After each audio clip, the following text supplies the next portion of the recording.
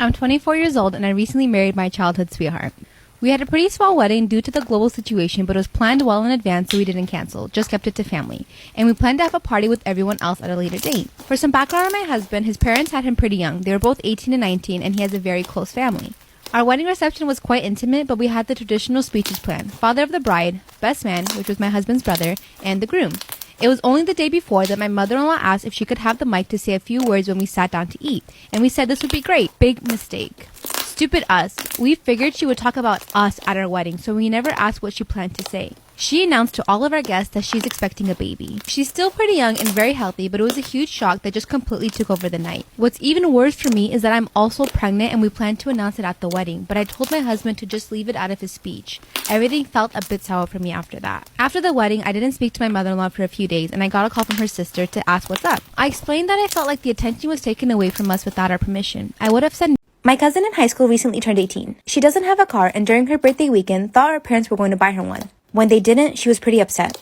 I should note that I'm not very close with my cousin or the rest of my extended family for that matter. Anyways, my cousin texted me on the Friday before her birthday asking if she could take my car to the mall and then for an out-of-town road trip with her friends over the weekend. I tell her no. She begs and pleads with me, but I tell her no again. My car is for me to drive and for me only. If she wants her own car, she can save up and buy one. She calls me a bitch and says that I ruined her birthday and that she's embarrassed because her friends think she got a car for her birthday and she doesn't have one. I don't respond to her and think nothing of it. I wake up on Saturday morning to find that my car has been egged and TP'd. And since the weather was warm outside, the raw egg baked into my car along with the dried up toilet paper destroying the paint. I check my security cameras and I find my cousin and a bunch of her stupid friends vandalizing my car. I obviously press charges and my cousin is in legal trouble. Her and her parents are pissed off at me for pressing charges, saying she's just a kid and she's going through a phase. Saying things like I'm almost 30 and I don't remember what it was like at that age. Do you think I took it too far by pressing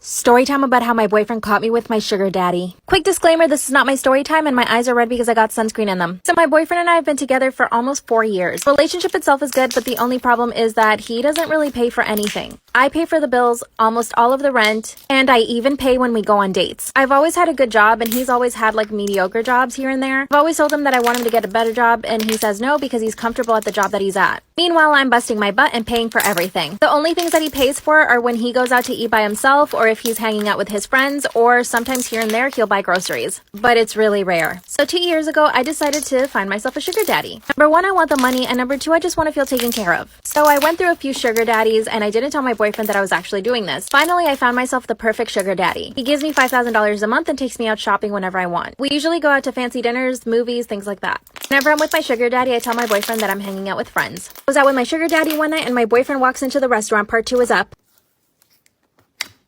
My husband and I had our daughter about a week ago. Early in the pregnancy, we chose her name but kept it quiet. Her first name is after my husband's late mom, and her middle name is my favorite flower. The name caused a stir with my husband's family because since he was 8, he had a stepmom, and not only did he honor his mom, but so did his brother when he had a son, by giving a male sort of equivalent of their mom's name. And this had upset their stepmom because they have never bonded with her or considered her their mom, and she feels disrespected in her.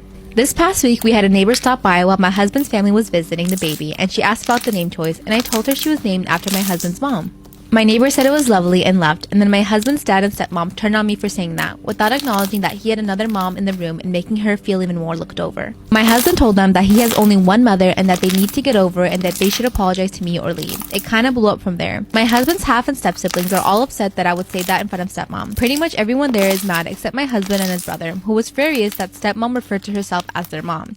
I guess I just feel a little bad because I know my husband and his brother could never find a way to let their stepmom in, and this is why it's better to have one friend that you hang out with regularly instead of having a big group of friends. And trust me, you're going to want to listen to this story time. So when I was a sophomore in high school, I was kind of going through an identity crisis, and low-key still am. I went to a predominantly white school for the majority of my life, so let's just say I was extremely whitewashed. It was one of those times in my life where if a white person said the N-word around me, I would just laugh. Not because I didn't know it was wrong, but because I wanted to be accepted and I wanted to be like everybody else, and I seeked validation. Sophomore year was really when I started to become who I am today. I wanted to learn way more about my culture and my background. So I started becoming friends with people from other schools that are more diverse. Eventually, I met this group of girls, and I thought these girls were going to be the sweetest girls I would ever meet. Now, this friend group was serving flavor. I'm talking diverse to the T. One night, we decided that we were going to spend the night at one of the girls' houses. Let's call this girl Sally. I kept getting lost on the way to Sally's house, and I thought it was because I didn't know the area that well. Keep in mind, that's what I thought was the reason. I get there and we watch like 4 or 5 movies before I end up falling asleep. And when I wake up, I was in a room full of grown-ass men staring at me.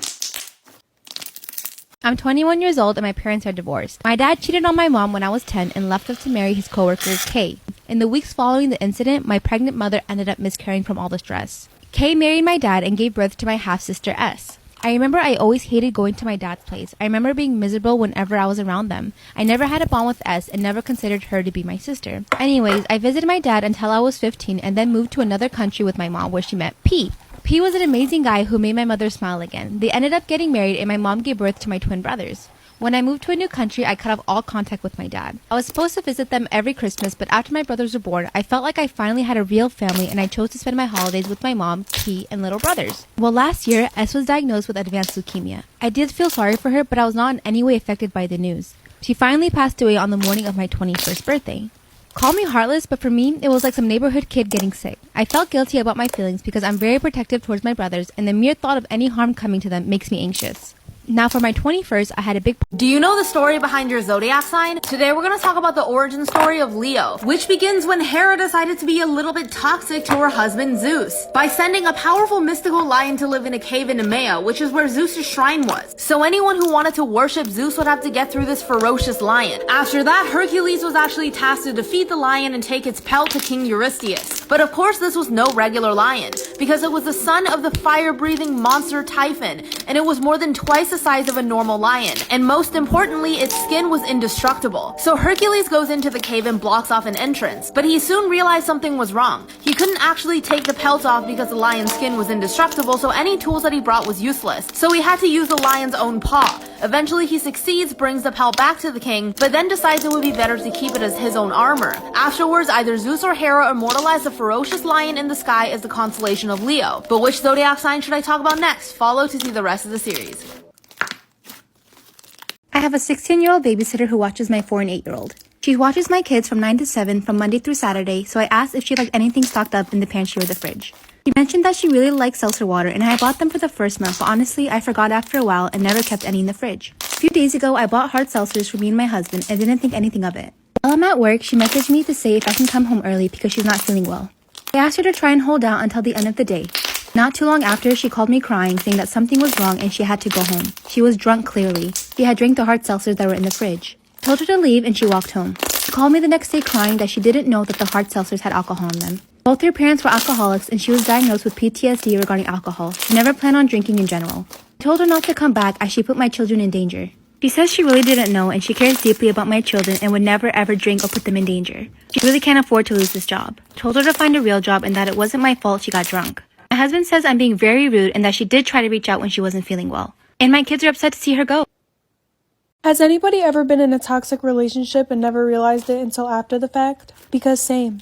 Part 2. So I look through his phone and I find that he has a streak with a girl for 3 days. So I investigate, find her Instagram, and I DM her. And my 15-year-old self was like, hey girl, woman to woman, how do you know Eugene? I see that you guys have a streak. I'm his girlfriend. So I just want to know if there's anything going on. And originally she denied it and said that she was talking to his friend. But I kept grilling her. I was like, his friend has a phone, so why are you Snapchatting Eugene? So then finally I asked her if we could FaceTime. She said yes. So we FaceTime and she starts spilling the beans. She said that they've been Snapchatting for 2 months, that she slid up on his friend's story asking who he is and what's his Snap. So we gave it to her.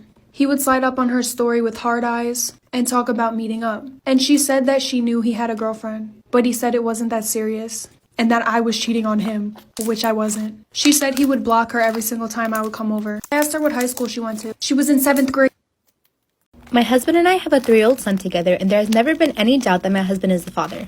Last week, he came to me and said for the last few months he had been plagued with this anxiety that our son is not his. They don't look identical, but they definitely share similar features, and I see my husband whenever I look at my son. I was obviously blindsided by this and asked him to explain why he thought that he wasn't the father, and he couldn't really provide an answer other than a gut feeling. He asked me for a paternity test, and I said hell no. He said he could just do it without my permission, and I told him if he did that, I would never forgive him. My husband does not have a history of anxiety, but he did lose his job back at the start of the pandemic. I thought he was just stressed out, and I told him if he went to therapy and maybe started taking some anti-anxiety meds, that I would consider getting the paternity test. He got upset and said that once he got the results of the test back, he wouldn't be anxious anymore. He again threatened to just get the test without my permission, and I told him that this would end our relationship. My friends and family are divided over this. Some think I should just take the test, and others are saying he's being insane and that if I cave to this, there's just going to be something else. I think there's something more serious going on here, and I need some neutral perspective. So what would you guys do? I've always had a good relationship with my mother-in-law up until I was pregnant. My husband's side of the family hasn't had a girl born in the past 100 years. So when everyone found out I was pregnant with a girl, no one believed me. Everyone was so shocked when it was announced that most of them denied it up until the moment she was born. And that's when the horrible comments started. Whenever my husband wasn't around, my mother-in-law would make snarky comments like, "I wonder where she got that nose. It's definitely not my son's." I never told him and let everything slide because she's older and she's my mother-in-law. But when I was pregnant with baby number 2, and yes, it was another girl, I told him to wait as long as possible because I know she wouldn't like the news. When she found out it was a girl, she started sobbing and screaming. She was calling me a whore and demanded that I get out of her house. "Those girls are not ours. She's a whore, a slut. My son did not make those girls." She looked at me and said, "I let you get away with it the first time. I took you in as family. I allowed my son to believe he fathered that brat, but I will not allow it again." My husband was yelling at his mom, and I got up and took my daughter and I ran to the car sobbing. Into the bathroom and steal her underwear. Then I would put them in Ziploc bags, and this was the best way to conserve any, and then I would mail it off to dudes. Well, within a month, I was making at least $500. But my mom started freaking out because she couldn't figure out where all her underwear went. She asked me about her underwear, but obviously I played it off like I had no idea what she was talking about. After about 3 months, things were going really well. I was selling my mom's underwear sometimes for $100 a pop. And here's a gross detail, but guys wanted my mom's underwear, especially after she exercised. Totally disgusting and weird, I know. Things were going way too good. I was making tons of money, and I was able to buy myself all the things that I wanted. My mom, of course, started noticing all this new stuff that I had in my room. Well, little did I know, but my mom had installed cameras in her bathroom and in the house. So basically, I was being filmed every second of my day. But of course, I had no idea, so I just kept doing what I was doing. I would wait for my mom to shower, then I would steal her underwear and ship it off to these dudes. I was home alone one day, and there's a knock on the door. And when I opened it, it's the police. They had a warrant. Story time about how I almost got arrested for selling my mom's underwear. Disclaimer, this is not my story time. It was sent to me on Instagram. My mom is a total MILF. She used to be in music videos back in the early 2000s. So obviously, I had to find a way to monetize this. When I turned 16, I knew that I wanted to start making my own money. I had heard about people selling pictures of their feet on the internet, so I thought, why don't I try that with my mom? By the way, I am a dude. So I got on Google and started searching how I can sell my mom's pictures, specifically of her feet. So every time my mom would go to get her pedicures done, I would just offer to take pictures of her feet for Instagram. She thought this was really weird, so she would say no. I would try to sneak pictures every now and then, but she would always catch me. So eventually I scrapped that plan and I moved on to her underwear. I found a website that was talking all about how you can sell your own underwear, and obviously since I'm a dude, nobody's gonna want to buy mine. And I know, what I'm about to say is pretty gross, but I started stealing my mom's dirty underwear. So obviously I had to start keeping track of every time my mom showered. I would go into the bathroom and steal her underwear. Then I would put them in. When my daughter was born, she had dark skin and looked like her parents could be of African descent. My husband was furious and accused me of cheating and left right then and there. He told everyone on both sides of the family what happened and wanted a divorce. Then his friends and families all called me to say how upset they were and called me really nasty names. My mother was by my side the entire time as I kept professing my innocence. He refused to pick me up from the hospital, threw my stuff out on the lawn, and changed the locks. When my sister called to get the baby stuff, he texted her a picture of a bare nursery room and said he got rid of everything. He even destroyed my art studio. Eventually, he agreed to do a paternity test, and he was 100% the father. No one could believe this, so he did it again, and he was the dad. One of his cousins did the ancestry thing and found out there was 30% of African in their family. This made Jim's paternal great-grandmother admit to having an affair around the same time Jim's grandfather was born, and because he could pass as hers, she just assumed her husband was the father. Since then, he's been reaching out and everyone has come to apologize. I told him I needed time, and he asked to see the baby, and I let him, but I'm too afraid to physically hand her to him. I've never cheated and have been 100% innocent all this time. Am I the asshole for not wanting to give him a second chance? I am the eldest of 3 sisters, 23, 19, and 17. My youngest sister's boyfriend has made these really weird eyes at me before and has said flirty things, which I've always ignored and told her about. She would just go, LOL, that's just how he is. He doesn't mean anything by it. That's trifling as hell because you are my baby sister's boyfriend and it's gross AF for so many other reasons. Last night, my middle sister came to my apartment just to hang out. One minute we were watching Netflix and drinking wine, and the next minute she's breaking down crying, confessing that over her winter break, she slept with our younger sister's boyfriend. I was so shocked, the ability of speech failed me in that moment. I just sat there flabbergasted as she gave me the entire 4-week account of this fling that she had with him. She had just gotten out of a longish-term relationship herself and was heartbroken. According to her, he was around and down for whatever. When she was done, I asked her why she was telling me this, and she said that she hoped I'd be able to tell her what to do. I told her this is going to crush our sister because she has always talked about being the ugly little sister and being stuck in our shadows, which couldn't be farther from the truth. She really placed a lot of her self-worth and value in this relationship and she will be devastated. I think she deserves to know, so I told her Detail, but guys wanted my mom's underwear, especially after she exercised. Totally disgusting and weird, I know. Things were going way too good. I was making tons of money and I was able to buy myself all the things that I wanted. My mom, of course, started noticing all this new stuff that I had in my room. Well, little did I know, but my mom had installed cameras in her bathroom and in the house. So basically, I was being filmed every second of my day. But of course, I had no idea, so I just kept doing what I was doing. I would wait for my mom to shower, then I would steal her underwear and ship it off to these dudes. I was home alone one day and there's a knock on the door. And when I opened it, it's the police. They had a warrant to search my house. Of course, my mom comes home and she explains to me that she installed cameras in her bathroom and that she caught some dude stealing her underwear. I literally couldn't believe they hadn't figured out it was me. So I totally played it off and acted like I was shocked. Then my mom called me into her bedroom and started showing me all the footage. It was totally obvious it was me. Then I got handcuffs put on me. Then my mom busted out laughing. She said that they wouldn't arrest me, but that I needed to learn my lesson. The cops warned me, saying that if I ever did... Has anybody else been in a really toxic relationship and never noticed it until after the fact? Because same. I thought I would give you some examples and see if anybody else could relate. So I was dating this boy. We'll call him Eugene. Eugene ended up going on a cruise with his friends. And at this point in our relationship, I never suspected that he was cheating on me. So this is really where the toxic started. He goes on his cruise, called me every single day, and then I went to his house the day he came back. He was changing his shirt and I noticed that he had a hickey on his neck. I was like, what is that? Because he was gone for over a week. Eugene says to me, yeah, I was sitting in the jacuzzi and my boy pointed it out to me. It was like, yo, what is that? And I was like, yo, I don't know. What the heck? Mia's gonna think this is a hickey. And I was like, okay. So we're watching a movie and he falls asleep. So I took that opportunity to look through his phone. And this was the first time that I ever thought to go through his phone. And I see that he has a streak with a girl. So I investigate, find her Instagram, and I DM her and I'm like, hey girl, I'm coming to you as a woman. How do you know Eugene?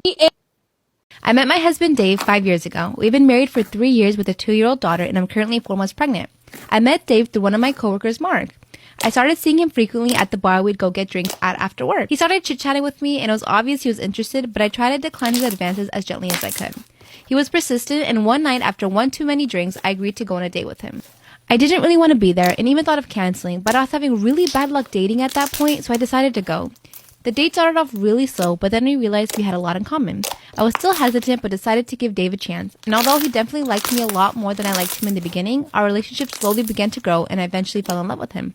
Except for the rare couples fights, things between my husband and I have generally been really good. We get along well, and up until last night, I would have said my life is ideal. Since the pandemic, my husband has been working from home. It was a little bit of an adjustment, but it hasn't been too bad. The change in environment has been the biggest issue. To stay connected, my husband meets virtually once a week with his friends and his brother to play games.